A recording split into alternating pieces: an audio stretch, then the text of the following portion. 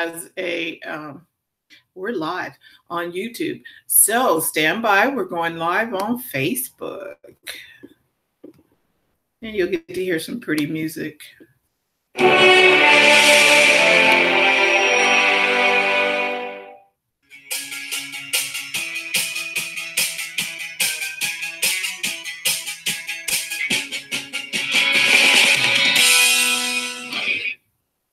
Good morning, everyone. This is Biz Chicks TV. This is the place where you can find tips and tools to help you do business better.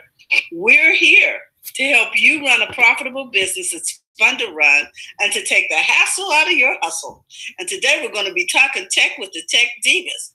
We have in the house Miss Francine Gregory, all the way from Sacramento, California, real estate entrepreneur and tech diva, and Miss Terry Johnson, our social media guru, who's here to help us keep it going in the field of marketing on social media. And I'm Tara Lynn from California Cover Ups, and we're the Biz Chicks. So welcome to the show today.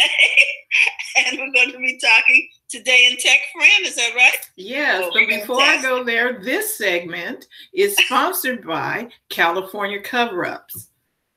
Ta-da! Great for if you all ever needed something where you didn't feel quite put together and you needed to get dressed and be presentable. California Cover Ups is the thing to do. It's lightweight. There's some for summer, winter, fall, whatever season, and you can have a cami and some leggings, and you're good to go. So check it out at CaliforniaCoverups.com. Thank you so much for that shameless plug. Yes. I love it. And yes, today we have this day in tech history. Actually, I'm going to do a couple of them from the week. And we've been doing this week in tech history. So yes. So let's start about, the founder of where I get all of this, Marcel Brown Technology Services, is born. He's the one that puts out This Week in Tech Services, and he starts his first day as a full-time self-employed professional after 8 years of helping people and small businesses with their technology needs on the side. And it was from this humble beginning that a technology empire of unprecedented scale was created. And well, he said maybe all of that's not quite true yet, but with any luck, it will soon be. So this is a gentleman where I get my This Day in Tech History. So on April 16th, 1977, I know today's the 20th, but we're going back through the week, Apple and Commodore on the same day at the first annual West Coast Computer Fair, both Apple II and Commodore PET 2001 personal computers are introduced. And ironically, Commodore had previously rejected buying Apple II from Steve Jobs and Steve Wozniak, deciding to build their own computers. Let's see how that worked out. So much for collaboration. Well, they rejected buying it. Both computers use the same processor, the MOS 6502, but the companies had two different design strategies. We know how that went.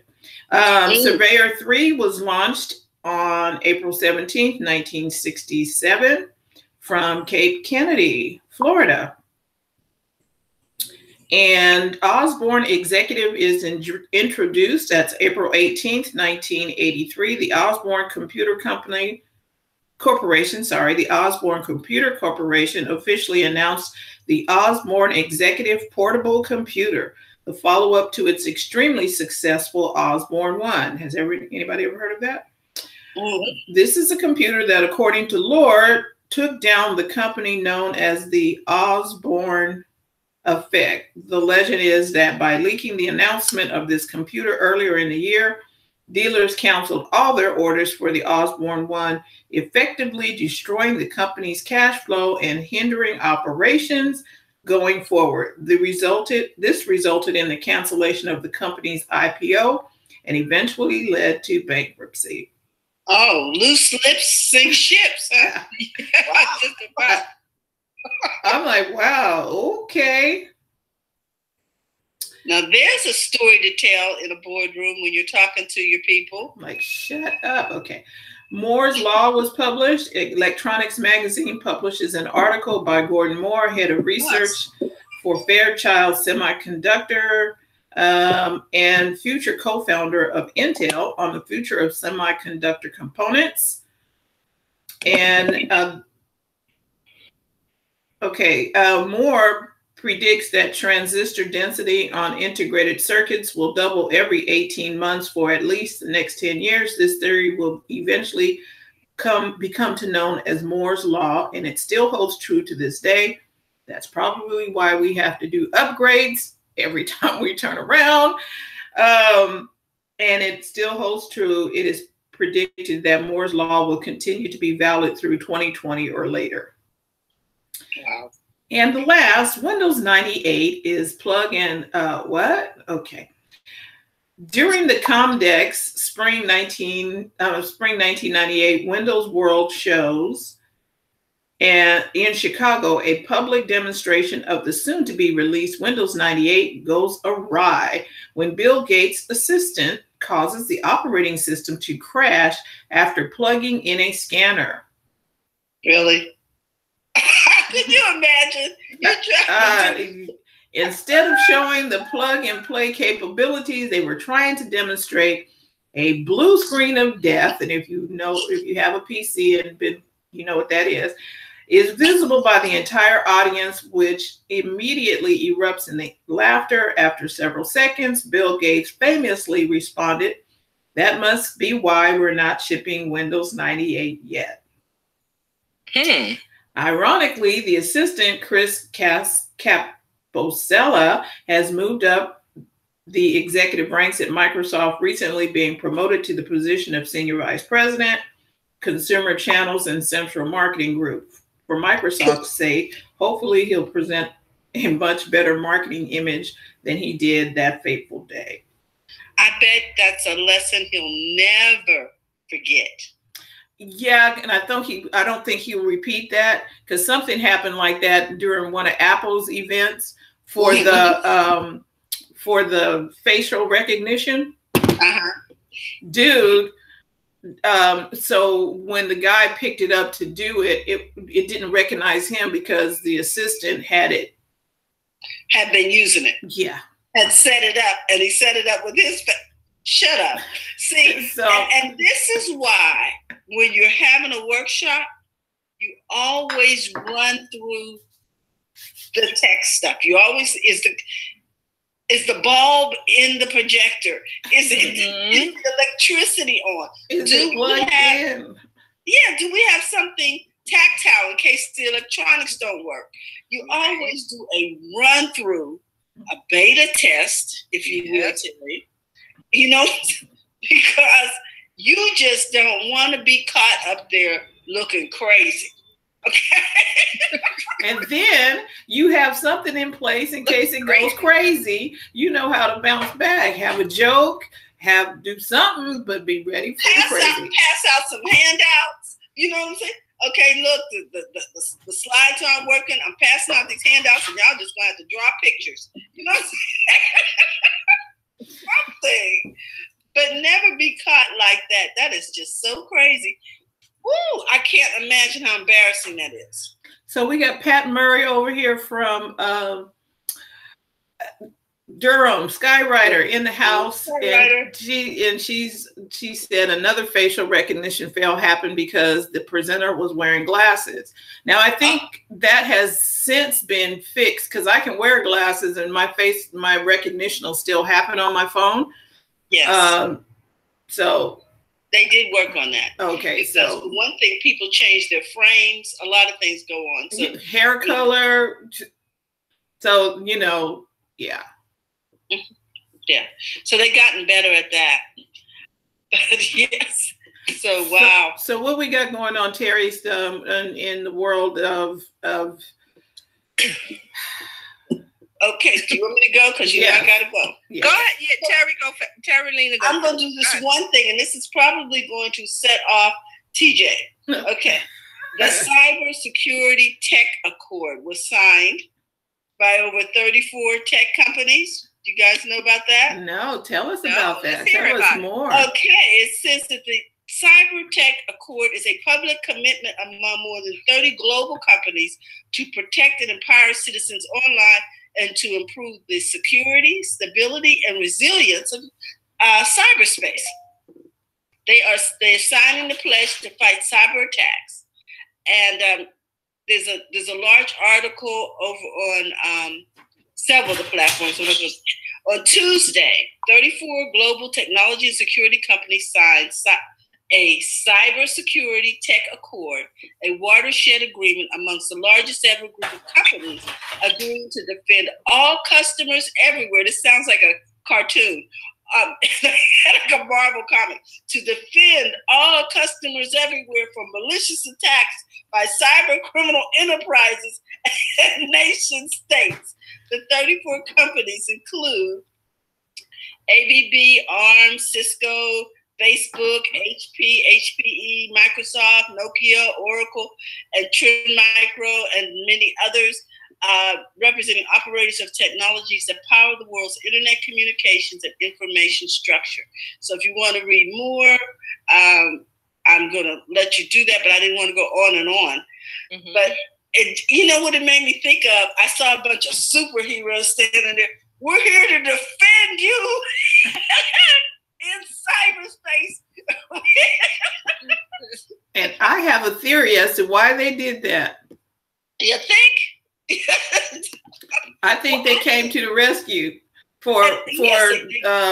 they don't want the government to get their hands on something that's like, wait, hold it, all y'all, let's talk.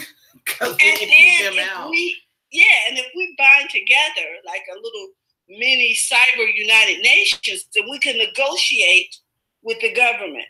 You understand what I'm saying? And in fact, they may in fact put us in charge. Let us hope they let the technical people be in charge.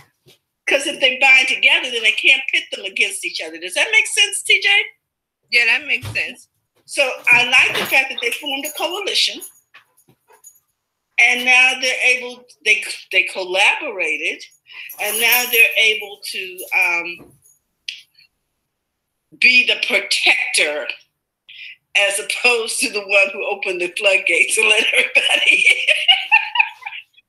It's like, oops, we know we did that. But hey, we're going to fix it, and we're going to fix it together. Don't let the suits get it. Okay, so there you go. You got the Cyber Security Tech Accord, which was signed Tuesday.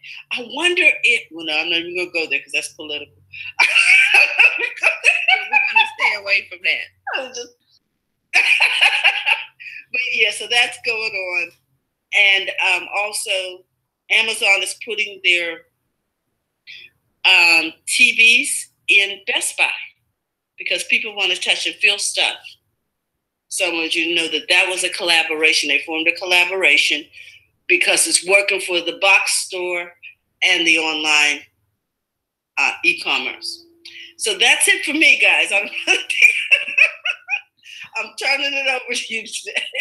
All right, TJ, what do you got for us in tech? Okay, so you know Facebook is in the storm. They're in the boat, and people, there's a privacy thing, and people were upset. So when he was up at the Senate for the hearings, they were talking, meaning online, people were talking about the fact that Mark Zuckerberg had sent some messages in Facebook Messenger, the app, and they disappeared.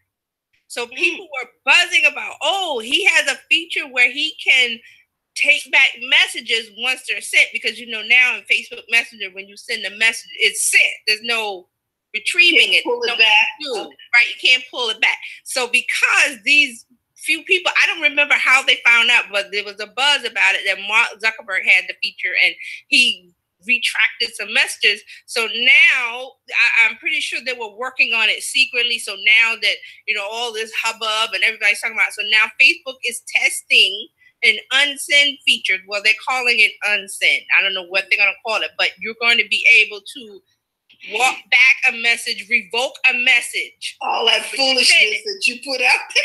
Yeah. So it's going to have a button and it's going to have a delete, and it says delete. The pop-up will say delete message ? If you delete this message, no one in this conversation will be able to see it anymore. This can't be undone. So once you delete the message, it's really deleted. You can't go, oh, I really wanted to send it. So they are trying this out. They're calling it unsend. And they tried it out in WhatsApp before last year, but they didn't try it out in Messenger. So now there are a lucky few people that have this delete button. So after you send a message in Messenger, there will be a delete button. I have a suggestion. They ought to have a think for 5 seconds button. I think for 5 seconds.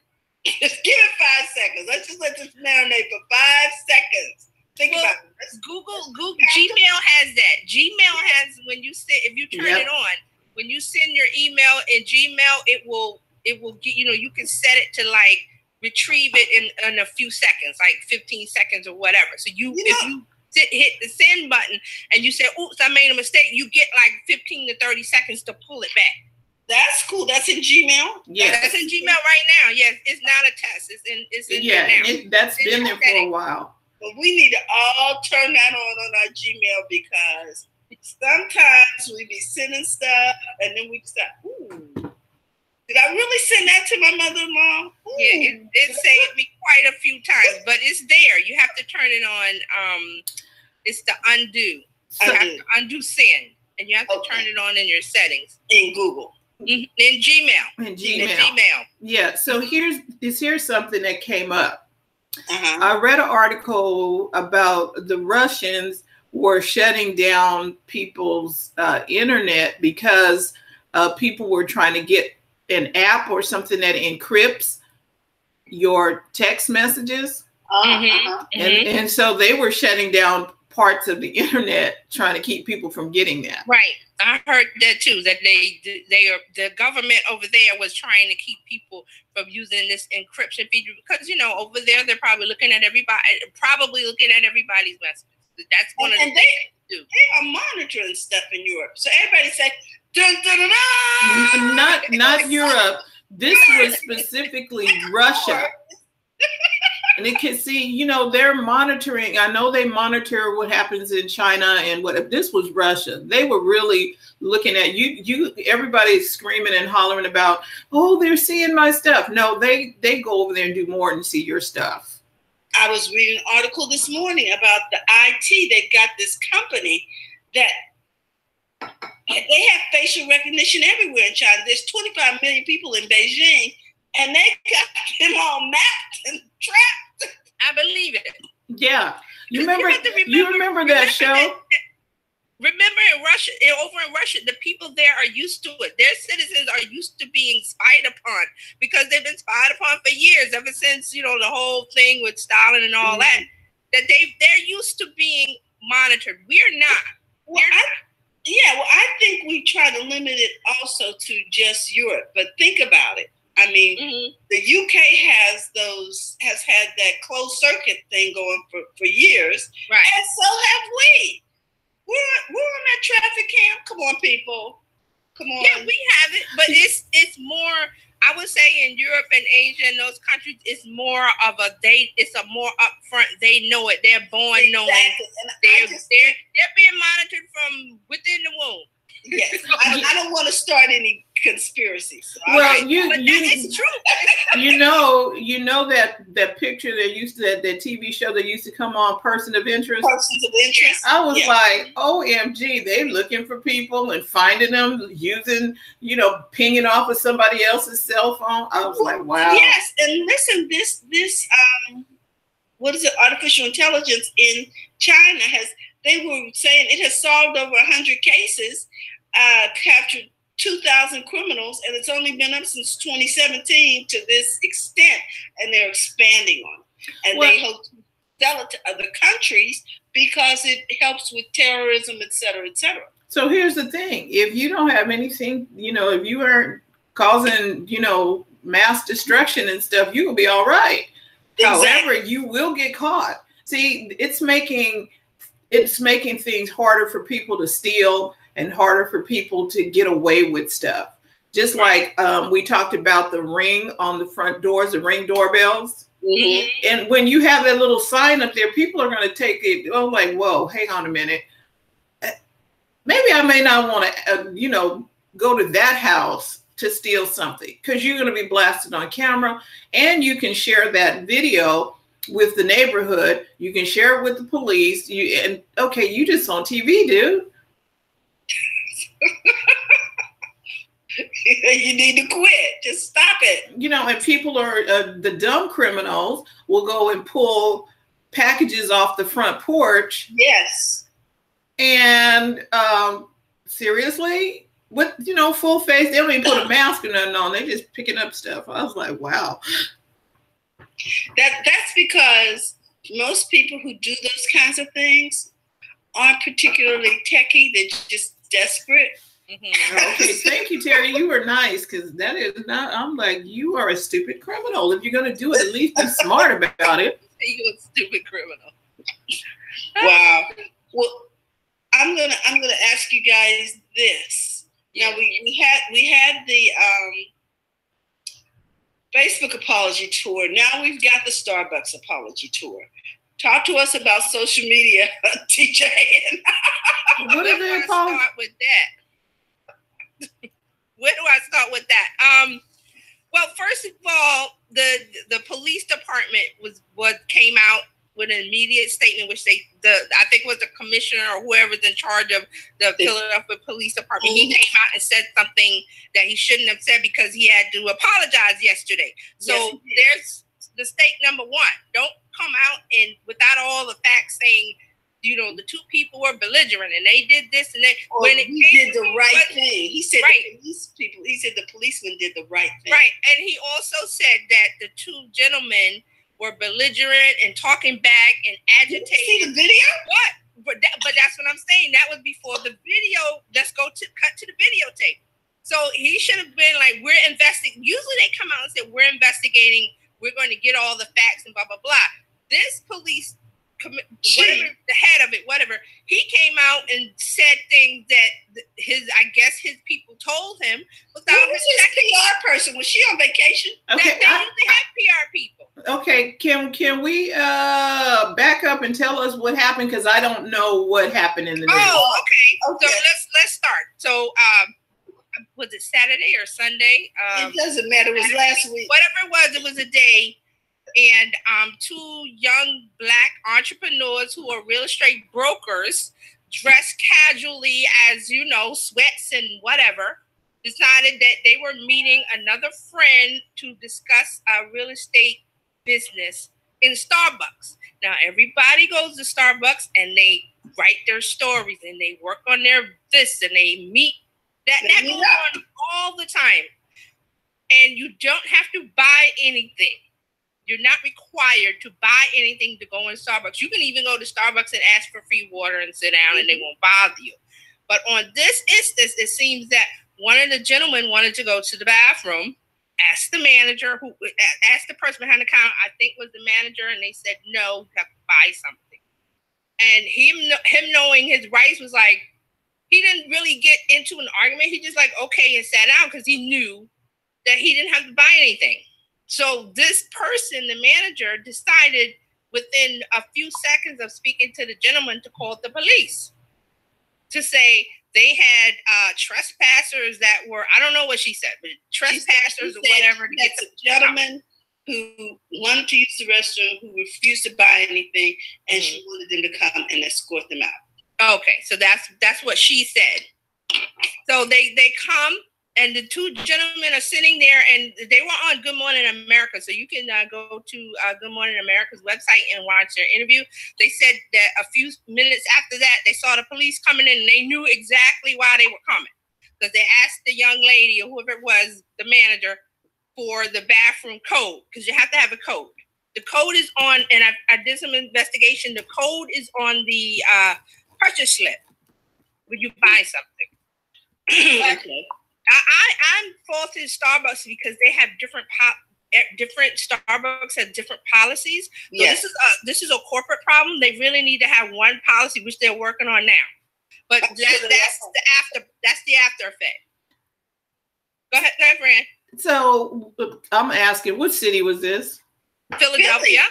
This is Philly. Philadelphia, and this is not Podunk, Mississippi. in one of the gentrified neighborhoods, and it's all types of people hanging out, so there shouldn't be any problem. But the police came, asked them.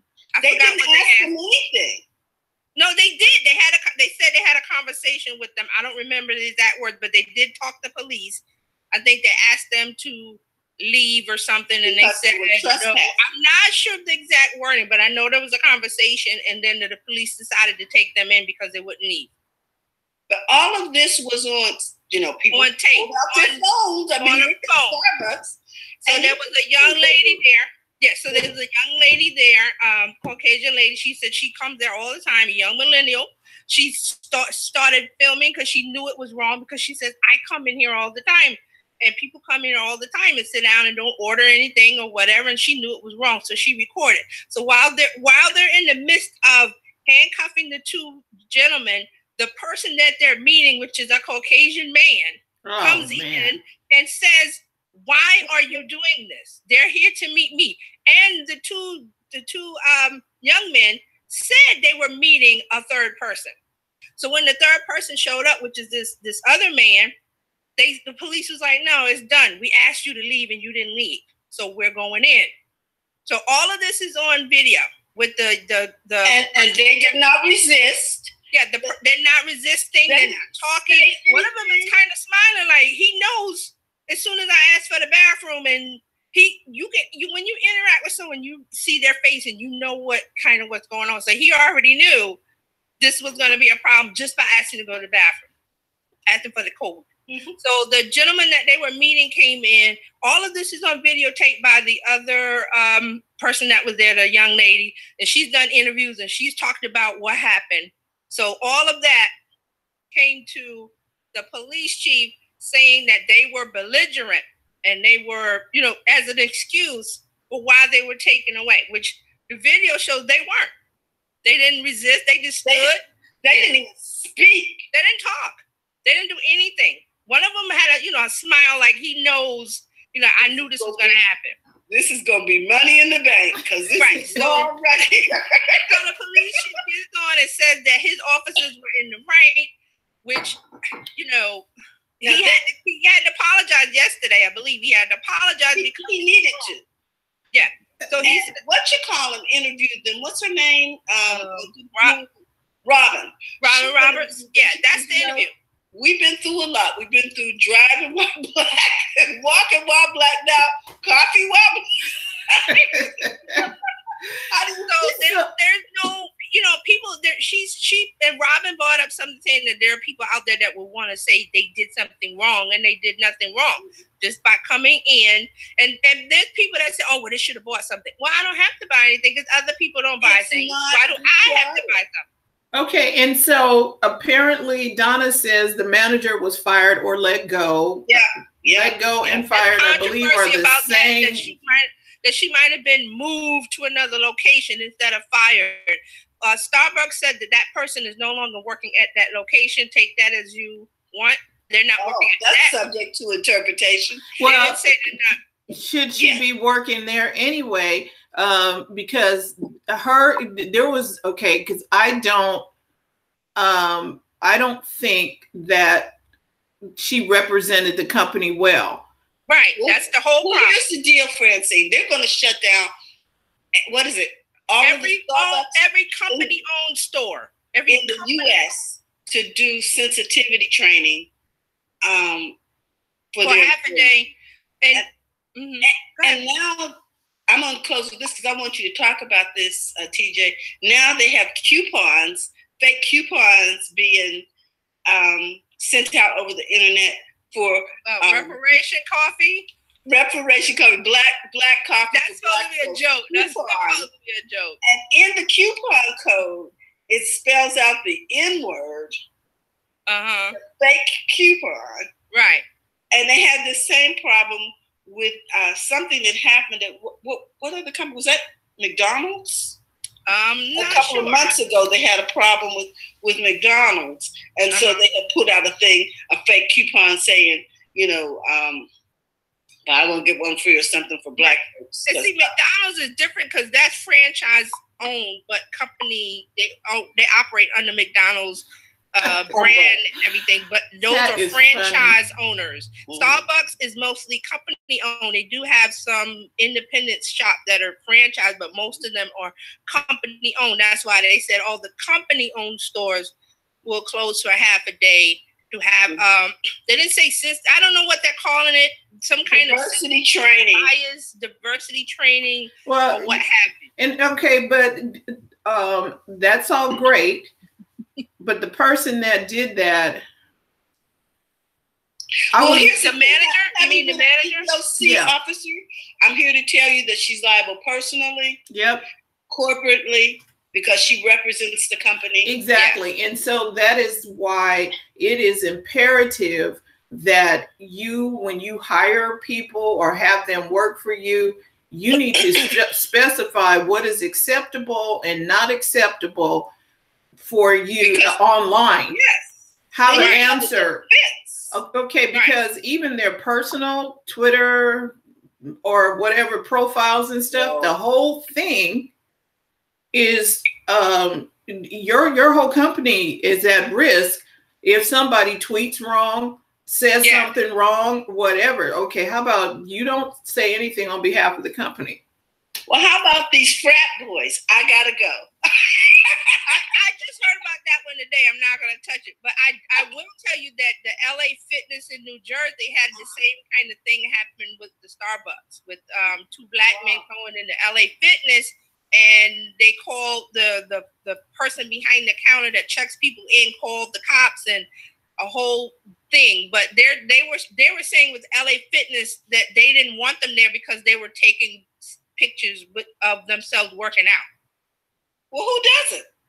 Everybody does. So someone went to Instagram and found all the pictures that people working out at that particular LA Fitness and said, oh, look at all these other people taking pictures of themselves working out. So why were these two gentlemen saying? That's how we do it. That's how we do an investigation.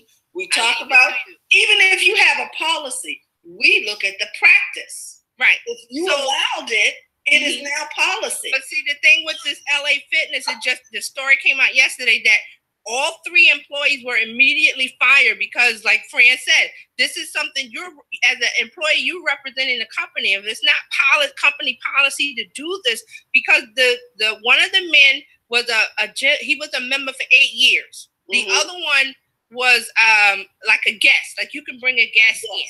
And so they were saying that the guest person, they kept checking the thing to check in and was checking it. I guess they thought it was fake or something. But if you use your company system to check a key, they get a key fob or something, and they run it through the database. So if you run it through 2 or 3 times, where's the fake part of that? It must be real. So then to call the member out from, he's back there working out, call him out and check his stuff too, and then say, oh, you get frustrated, and then you say, oh, you're both banned for life. That's what the manager said. Stop it. It's on. This is another one on video. Okay, I gotta go. I'm going to Bible study because I need to go to Bible study. And so Terry's gonna drop off all of the. Terralina is dropping off all this stuff and then leave.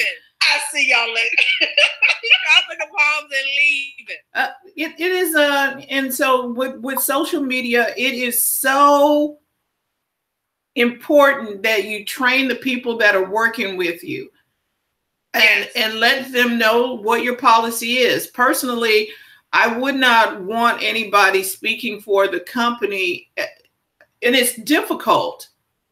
So maybe you need to have reputation management in place because we don't know what somebody's going to say. And like you said, with Starbucks and the manager, that's definitely a corporate problem because one, like I said, they don't have a company-wide policy that says if someone comes in and doesn't buy anything, you do X, Y, Z, which is what you're supposed to have for every employee to have a scenario to say when someone comes in and they don't buy anything and they're welcome to sit and they're not being disruptive. Because they weren't being disruptive. Now, if they're being disruptive, that's another thing. But they don't have all of those policies lined up in the employee handbook, which they will now because of the incident. Because this manager decides to immediately call the police because she didn't like the fact that they were there for whatever reason. And it was her own personal issue. Yes. It's her personal issue, but you're wearing a Starbucks uniform. You are a Starbucks employee, so Starbucks, get your thing together and keep your employees from putting you in liability situations like this. So literally, you are Starbucks at that point. You are no longer Betty Ann or whoever.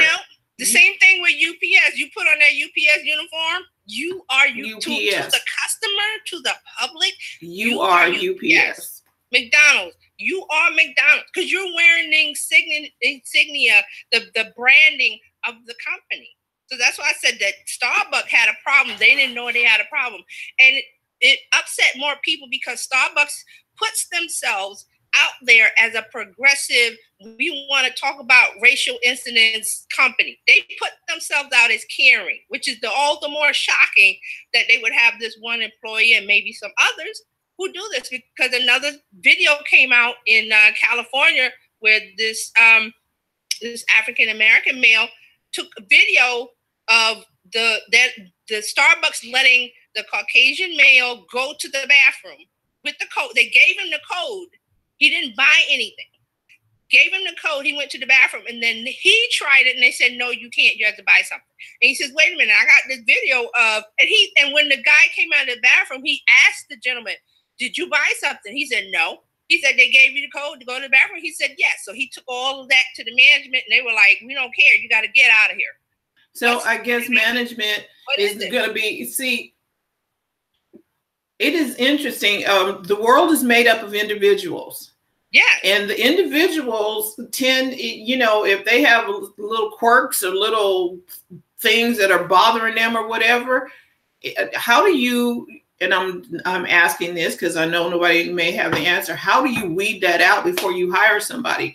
Because everybody can smile and say, "Oh yes, I don't have a problem with this or that or the other." But then when it comes down to it, when the situation arises, then they see who they hire. But this is why a lot of corporations make a potential hire go through tests, and they have to take these tests on. I remember one time I had applied for something, and you have to take an online test, and they ask you all of these socio-economic questions about race and gender and bias and stuff. So companies have to do that now, because that's another layer. So when something does happen down the road, they can say, "Well, we did this personality test, or we did this whatever test," and they're covering their tracks by saying we're weeding out those people. But how do you test for everything?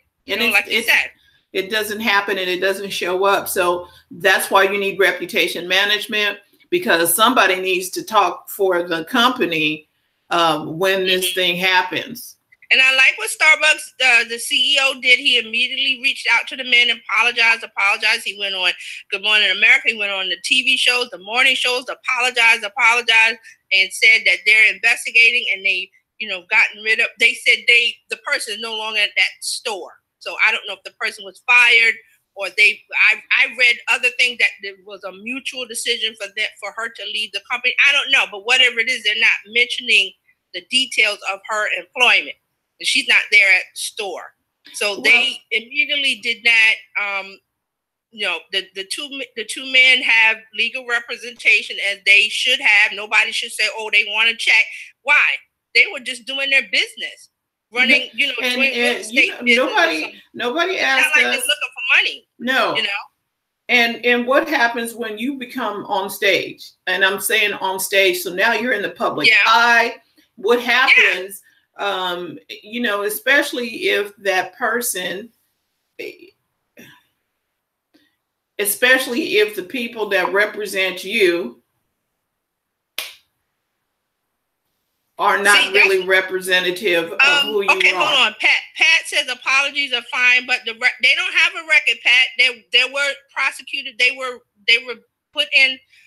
They were taken to book and release. Everything is erased. They don't have a record. Because the prosecutor has to decide to make charges, and they did not.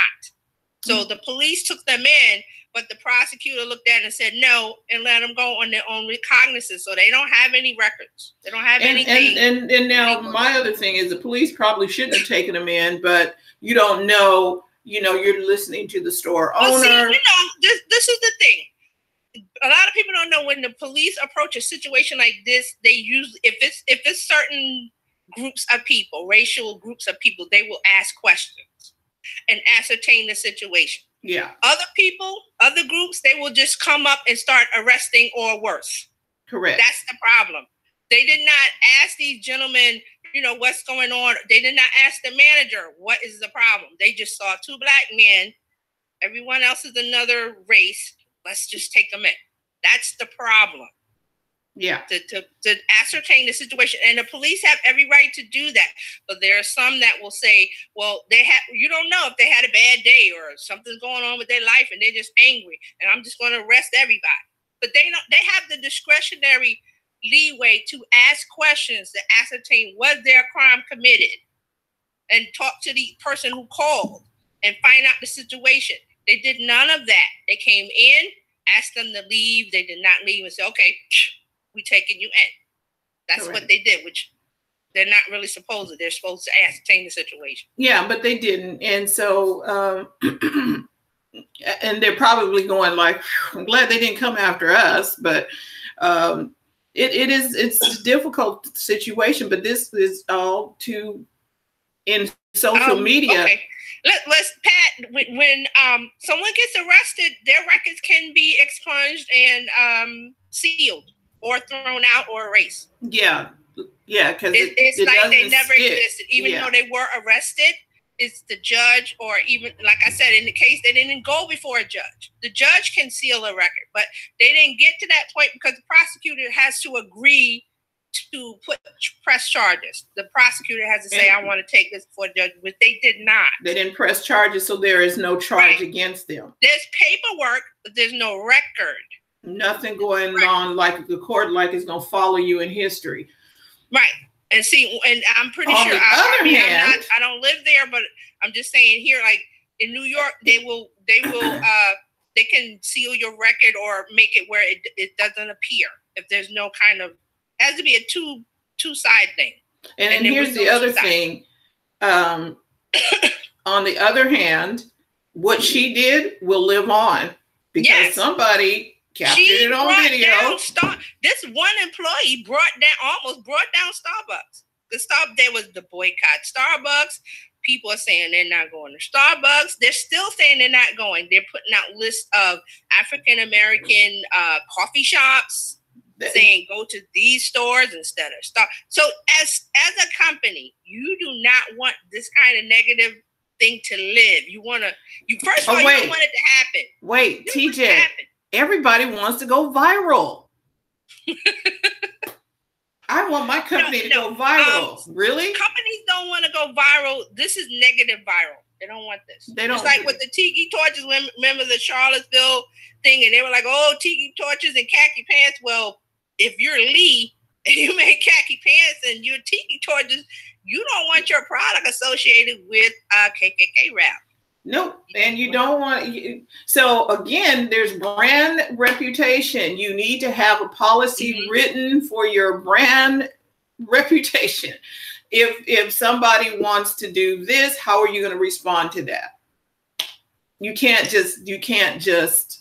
And it's just unfortunate that Starbucks had to go through this and it had to happen. And they hired this person who had some, I don't know what's in her head. I'm just saying it looks like what it is. And she did this in the name of a corporation who has a reputation for being the opposite of what she did. Yes.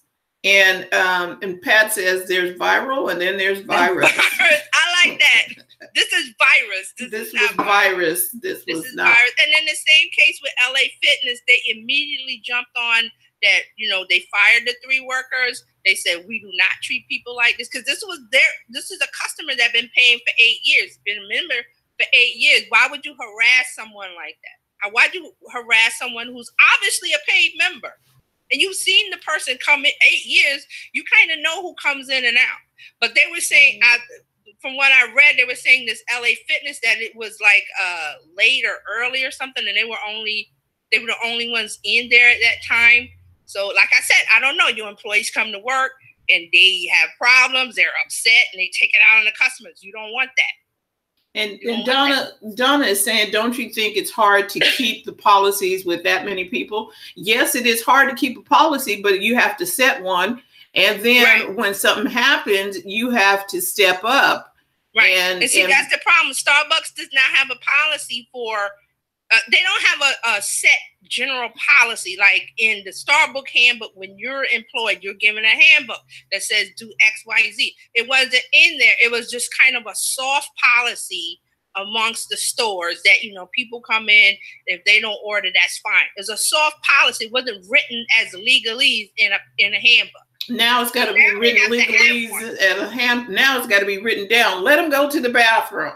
Right. And it's not hard for a company like Starbucks, because you have that's why managers are trained. That's why you have regional managers that make sure the managers are doing what they're supposed to do according to the handbook. But it must be in the handbook.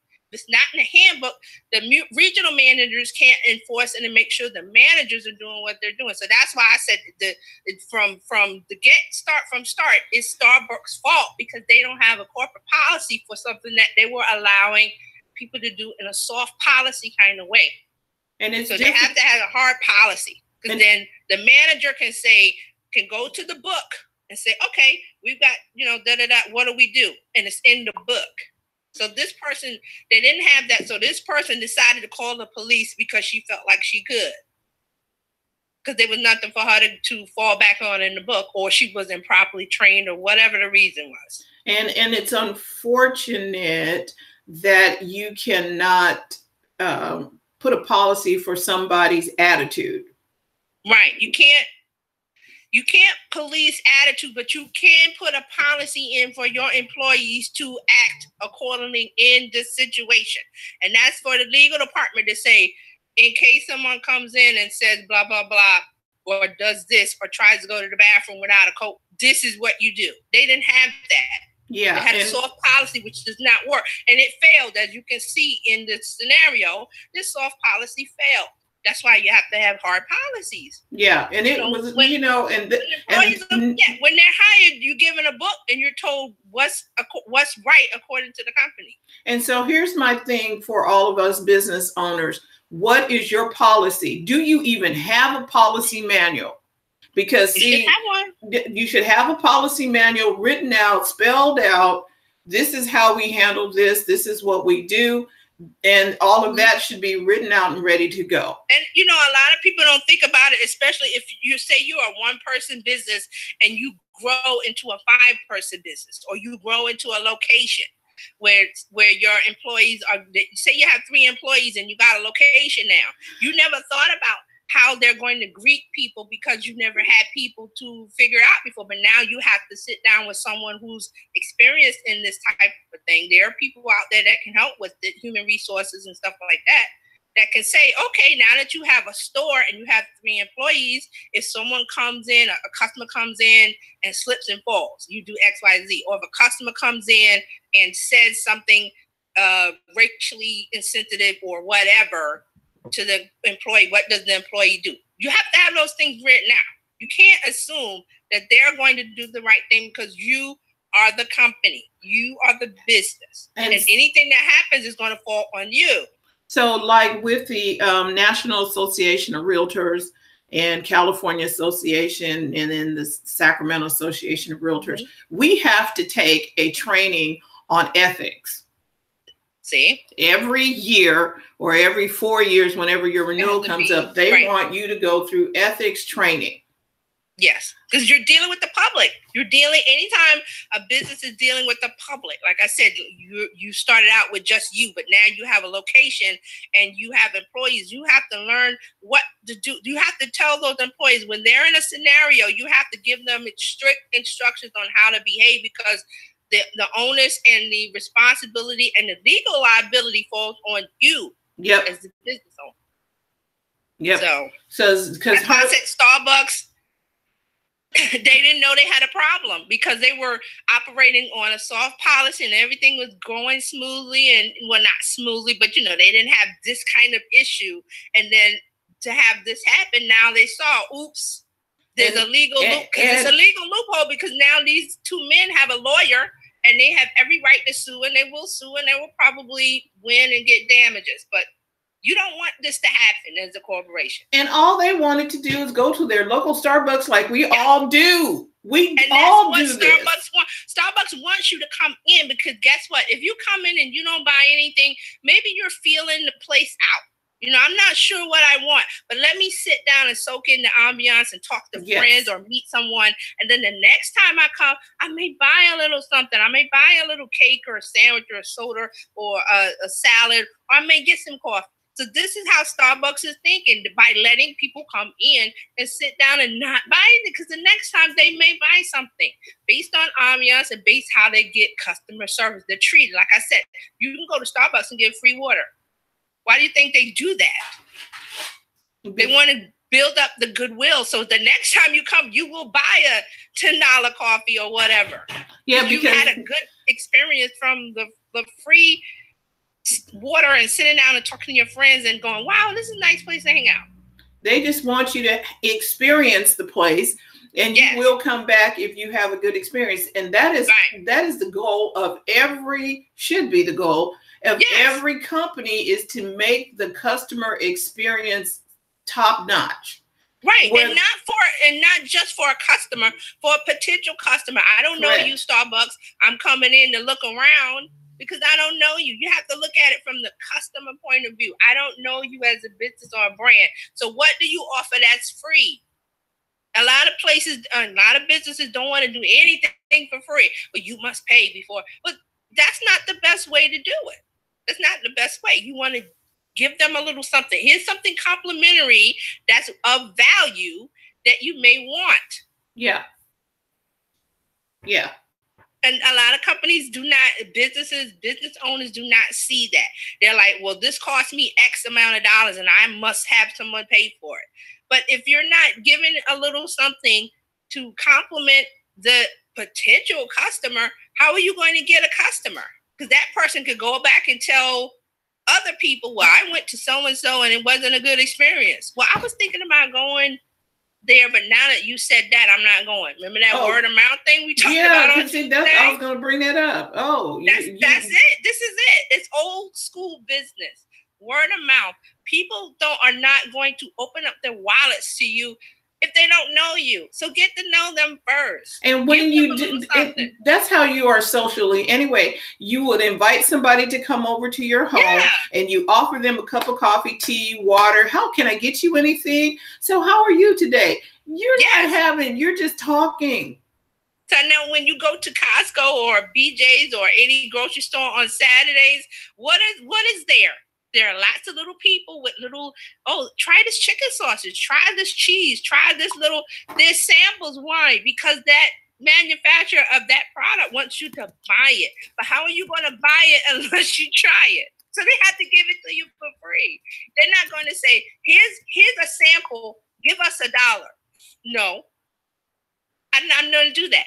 But if you give me a free sample and I go, oh, this is really good. I was thinking about making chicken sausages this weekend or on the grill or whatever. They go buy a bunch of chicken sausages and they like it. And guess what? They're going to tell their friends, oh, when you have a barbecue or when you get your grill, get this chicken sausage. It's really good. Isn't that how Trader Joe's got that $1 Chuck wine going? Because somebody kept telling somebody, oh, that wine is good. Even though it is $1, it's still good. You hear them talk about it online, all $2 Chuck. Yes. And they're like, what? $2 wine? How good could it be? $2. I'm only going to lose $2 if I don't like it. And you go and buy it, but you find out you like it. And then you tell others. That's how it works. So this is what Starbucks is doing by letting people come in. And I don't think they should stop that policy. I just think they should have their management and their staff trained as to, okay, someone comes in, but they don't want to buy something. What do you do? If they're belligerent or if they're a threat to the customers, call the police. If they're being on their own and they're not bothering anybody, leave them alone, but monitor the situation. Well, yes, how hard is come that on. to write in a book? Come That's on. not hard to come up with. And then because common sense is not really common, and there's some people who don't know the golden rule, so that's out. Right. And then there are some people just okay, they're just mad at the world, so that's not going to help the situation. That's what I said. Somebody having a bad day or a bad relationship or something happened or something died, their dog died, whatever, and they come in. You cannot, as a company, you cannot rely on your employees to do the right thing unless you tell them this is how you behave, because you can't assume that they know the right behavior. Like Fran said, you can't assume that they know the golden rule or they were raised this way or they common sense. You can't assume that as a company because the liability falls on you. Yeah. Whether you're a big company or a 3-person company, it's the same. Yeah. And Terralina is saying it's marketed as a third space. That is that exactly it. You can go, a lot of people go to Starbucks to meet up. Yes. Coffee, whatever, and other places are doing that. Okay, Terry, we'll see you on Monday. On Monday. But see, that's how it is. That's what Starbucks wants to be the place where you have conversations in a nice environment, a friendly environment, and people are nice. And, you may sit there for a few minutes and go, I really didn't want coffee, but now I do. Or there's some cake over there, I want a little dessert, or I'm hungry. You don't know what it is when you're getting it, you're inviting them into your space and you're making it, when you look at the Starbucks, what does it look like? It looks like a comfortable place, right? Where you can come bring your laptop, you can pull out your phone, do a little work, conversate with people, or, that's what it's about. That's what they want, to come in and sit down and feel homey and comfortable and go, now I'm hungry, I want something to eat, or I want something to drink, or I want some coffee. So here's the thing. In these last 2 weeks, everybody has updated their policy on something.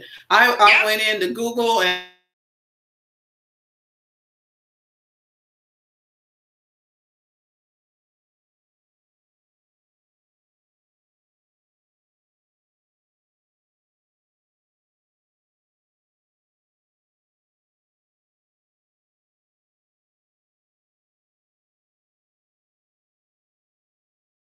I'm like, oh, okay. Okay, we're back. I don't know what happened. Good.